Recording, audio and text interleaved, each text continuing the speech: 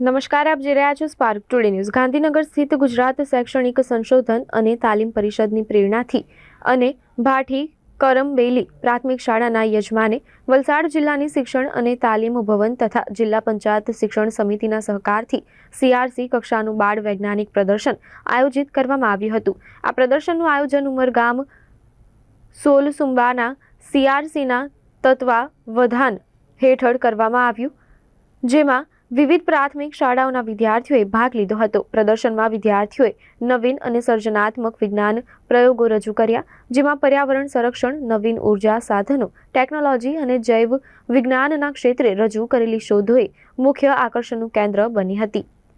CRC પ્રારંભિક શિક્ષણની આ કક્ષાએ પણ ઉત્સાહ સાથે ભાગ લેવાતા વિદ્યાર્થીઓની શોધ શક્તિ અને પ્રતિભાને પ્રોત્સાહિત કરવા માટે શ્રેષ્ઠ પ્રદર્શનકાર વિદ્યાર્થીઓને પ્રમાણપત્ર અને બક્ષિસો આપવામાં આવ્યા હતા। આ પ્રદર્શન દરેક માટે પ્રેરણાદાયી રહ્યું છે અને વિદ્યાર્થીઓ માટે વિજ્ઞાન ક્ષેત્રે આગળ વધવા માટેનો એક મોટો મંચ પુરવાર થયું છે।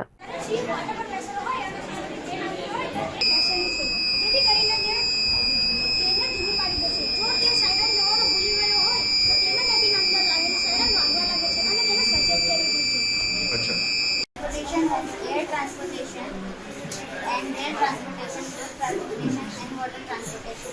Air transportation is the fastest transportation, but it is the costliest transportation.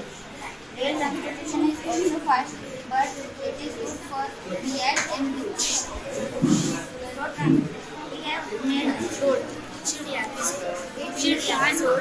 It allows us to pass the cars from this road, and if there is traffic on this road, it allows to pass the cars from this road. Water transportation is also good for goods and vehicles. It is the cheapest transportation, but the slowest transportation. હું 8માં ભણું છું। મારી શાળાનું નામ સોલસુંબા central શાળા છે।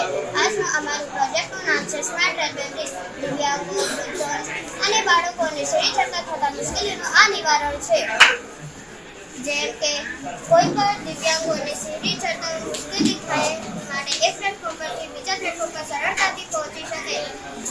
આને નિવારવા કેટલાક સ્ટેશન પર લિફ્ટનો પણ ઉપયોગ થાય છે, પરંતુ આ દેશના બધા જ રેલવે સ્ટેશન પર આ ખર્ચાળ પદ્ધતિ ઉપલબ્ધ થતી નથી। એની જગ્યાએ આ સ્માર્ટ બ્રિજનો ઉપયોગ કરી શકાય છે। અમારી દાદી છે તે એમનો ઉંમર થઈ ગયો હોય ને પછી તેમને સીડી ચડવામાં તકલીફ થાય। આપણા ભારતની અંદર ભારત દેશમાં આવું કોઈ રેલવે સ્ટેશન ખરું કે આવી રીતે ઉપયોગ કરે કોઈ?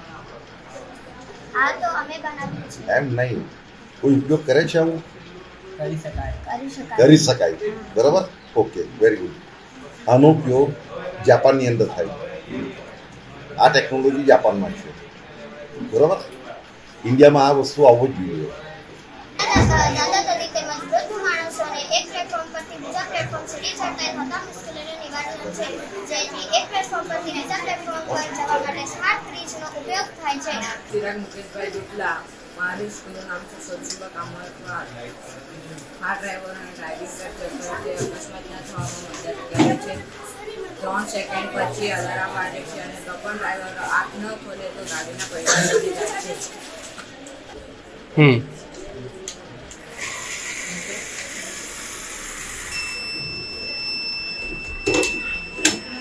નમસ્કાર, મારું નામ હાલિફા અંસારી છે અને મારું નામ નેહા કશ્યપ છે। આજે બાળ વૈજ્ઞાનિક પ્રદર્શન 2024-25માં અમે અમારી કૃતિ લઈને આવ્યા છીએ। અમારી કૃતિનું નામ ગાર્બેજ ટુ ઇલેક્ટ્રિસિટી છે। આપણા દેશમાં ગંદકીનું પ્રમાણ ખૂબ જ વધી ગયું છે। ગંદકી એ આપણું રાષ્ટ્રીય રોગ બની ગયું છે। શહેરો અને ગામડાઓમાં ઘણી જગ્યાએ આપણને ગંદકી જોવા મળે છે। લોકો ગમે ત્યાં કચરો નાખતા હોય છે અને જાહેર સ્થળે ગંદકી પહોંચાડતા હોય છે। આપણા દેશમાં ગંદકીનું પ્રમાણ ખૂબ જ વધી રહ્યું છે। ગંદકી એ આપણો રાષ્ટ્રીય રોગ બની રહ્યો છે। શહેરો અને ગામડાઓમાં ઘણી જગ્યાએ આપણને ગંદકી જોવા મળે છે।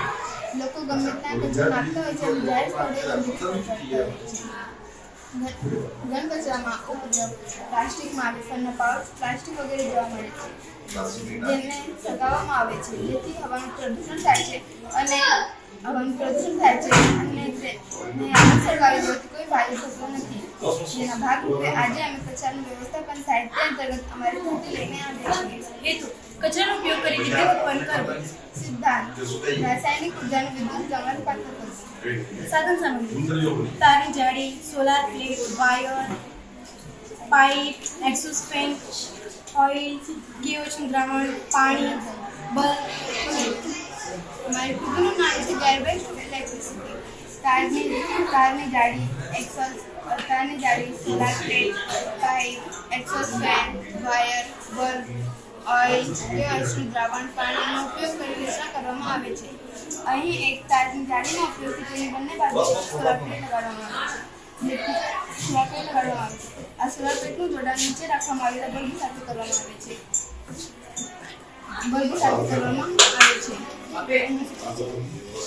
અને બલ્બ પ્રકાશિત થાય છે. અને તે તારની જાળીનો ઉપયોગ પછી અને બાળી ઉદ્યાન સળગાવવા માટે કરવામાં આવે છે. ઉપર જતા ધુમાડાના શુદ્ધિકરણ માટે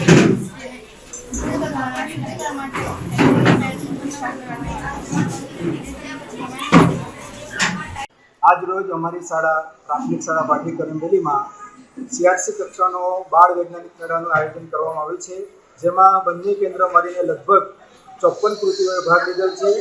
અને તેમાં 25 કે 24 અમારી પોતાની શાળા છે, એટલે કે સરકારી શાળાઓ, અને બીજી 6 જેટલી શાળાઓએ લગભગ ભાગ લીધેલ છે, પ્રાઇવેટ શાળાઓએ ભાગ લીધેલ છે. મારા અંડરમાં કુલ 42 સ્કૂલ છે, જેમાં આજે 30 શાળાઓએ ગણિત વિજ્ઞાન પ્રદર્શનમાં ભાગ લીધો છે, જેમાંથી 24 શાળાઓ ગવર્મેન્ટ છે અને બાકીની 6 શાળાઓ પ્રાઇવેટ છે. કુલ 55 કૃતિઓ છે અને 110 બાળકોએ એમાં ભાગ લીધો છે, જેમાં અમે દાતાઓના સહયોગ દ્વારા ભાટી કરંબેલી ખાતે આ કાર્યક્રમનું ખૂબ સુંદર આયોજન કરેલું છે. અને બાળકોમાં વૈજ્ઞાનિક વલણ વધે તે માટે દર વર્ષે સરકારશ્રી દ્વારા અમને આ કાર્યક્રમ કરવાનું માર્ગદર્શન આપ્યું.